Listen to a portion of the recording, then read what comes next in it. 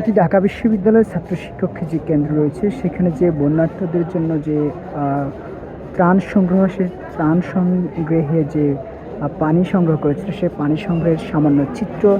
তুলে ধরার চেষ্টা করছি আমি। যেমনটি দেখতে পাচ্ছেন অসংখ্য পানির বোতল এবং বিভিন্ন কোম্পানির নামের ব্র্যান্ডের পানি কিন্তু এখানে কিন্তু সংগ্রহ করেছেন বৈষম্য বিরোধী ছাত্র আন্দোলনের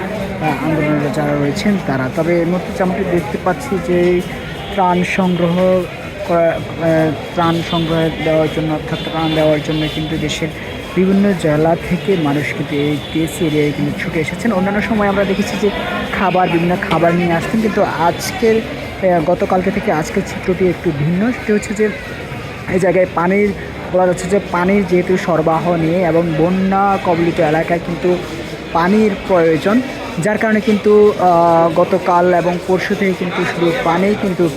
সংগ্রহ করেছেন এবং বিভিন্ন পানি কিন্তু এই মুহূর্তে কিন্তু টিএসসি যে টিএসসি